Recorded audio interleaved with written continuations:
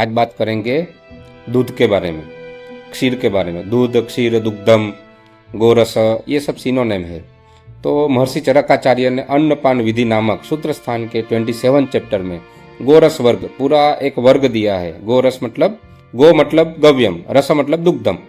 तो उसमें तो 8 प्राणियों के, मतलब गाय का है, भैंस का है, बकरी का है, घोड़े का है, ऐसे अलग अलग 8 के दूध के गुण बोले गए हैं। लेकिन आज हम बात करेंगे गाय के दूध की। तो ये चर्चा में गोरस, पूरे वर्ग का नाम गोरस दिया क्यों? क्योंकि प्रधान तो गाय का ही दूध है, मतलब ज्यादातर तो वही है। और शास्त्र में ऐसा बोला गया है कि जिधर भी किसी भी श्लोक में या कोई भी खाली ऐसा वर्णन आए कि क्षीर का सेवन करना है, तो और मेंशन ना किया हो कि किसके दूध का, तो वो गाय का ही दूध है, फिक्स है। तो संहिता के 100 रेफरेंस में से 98 रेफरेंस तो वही रहते हैं कि जिसमें गाय का दूध रहता है। फिर बात हम करेंगे कि गाय के रस के गुण की। स्वादु शीतम मृदु स्निग्धम बहलम श्लक्ष्ण पिच्छीलम गुरु मंदम प्रसन्नम चम गव्यम दश गुणम पयः तदेव गुणम एव ओजः सामान्यात् अभिवर्धयेत् प्रचरम जीवनिया प्रवरम जीवनिया नाम क्षीरमुक्तम रसायनम। ये मस्त लाइन है, प्रवरम जीवनिया नाम क्षीरमुक्तम रसायनम। मतलब चरक संहिता में चरकाचार्य जी क्लियर है। ओजस, ओजस मतलब सप्त धातु का सार। तो जो सप्त धातु का जो सार रहता है उसको ही ओजस बोला जाता है। वो मतलब रस, रक्त, मांस, मेद, अस्थि, मज्जा, शुक्र, उसकी जो पूरे धातु की लास्ट में जो थोड़ा सा बनता है, अष्टबिंदु मात्रा है, अर्धांजलि मात्रा का एक ओजस करके एक है। तो ओजस तो हमने देखा नहीं है, लेकिन उसके सिमिलर गुण, मतलब सप्त धातु के सार के समान गुण किस में से मिलेंगे? मिलेंगे आपको दूध में से। वो दूध कैसा होता है?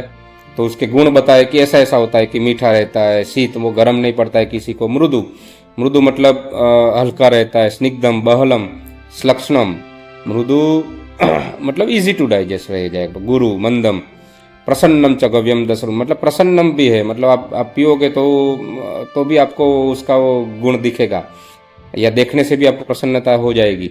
तो ये सब गाय के गुण है, गाय के दूध के गुण है। तो यही ओजस के समान गुण है। और लास्ट लाइन उसने जो महर्षि चरकाचार्य जी ने की है वो बहुत उत्तम लाइन है। कैसी है कि प्रवरम जीवनिया नाम क्षीरमुक्तम रसायनम, मतलब क्षीर, उसमें भी धारोष्ण दुग्ध। धारोष्ण मतलब जैसे गायों को दोहन का टाइम रहता है। दोहन किस लिए बोलते हैं? दोहन मतलब जैसे गायों को 4 आंचड़ रहते हैं। आंचड़ मतलब वो जिसको बोलते हैं कि गोथन में जो 4 थन रहते हैं, तो उसमें से दोहन, उसमें से 2 का जो दूध है वो गाय की बछड़ी बछड़ू को देना है, और दूसरा जो 2 बचता है वो हमको दोहन करके अपने प्रयोग में लेना है। तो मनुष्य का भी कल्याण होगा, और गाय का जो बच्चा बच्ची जिसके लिए उसका जन्म हुआ है उसका भी कल्याण हो जाएगा। तो ये दोहन के पश्चात जो दो थन का जो मिल्क रहता है, दूध रहता है, वो अगर हम सेवन करेंगे और ताजा करेंगे, ताजा मतलब धारोष्ण, जैसा दोहन किया विद इन 10 मिनट्स के अंदर सेवन किया, तो जीवनियम है। जीवनियम मतलब शरीर की आयुष्य बढ़ाता है, अपने जीवन को बढ़ाता है, रोग मुक्ति की ओर ले जाता है अपने को, सप्त धातु का वर्धन करता है। कि ओजस का वर्धन होगा तो सप्त धातु का होगा ही होगा। तो सबसे अच्छा गुण ये बोला गया है। और क्षीरमुक्तम रसायनम, ये रसायनम है। रसायन मतलब अपने को लाइफ, अपनी लाइफ का जो लॉन्गिटिविटी है वो बढ़ाए, उसको रसायन बोलते हैं। तो ऐसी चर्चा हम आगे अन्य दुग्ध की भी करेंगे, लेकिन आप सबसे अनुरोध है अगर आपको ताज़ा मिले, और इसमें गाय में भी आप देसी गाय का, अगर देसी मतलब गिर गाय, कांकरेज गाय, ऐसा नहीं, जो एरिया की गाय है वो देसी गाय है। मतलब समझो कि गुजरात में एक सौराष्ट्र एरिया है, उधर गिर पाई जाती है तो उधर के लिए वो अच्छी है। कच्छ का एरिया है, उधर कांकरेज पाई जाती है उत्तर गुजरात में, उसके लिए वो अच्छी है। साउथ गुजरात का, इधर का हमारा एरिया है, इधर डांगी है, इधर की लोकल है, तो वो अच्छी है।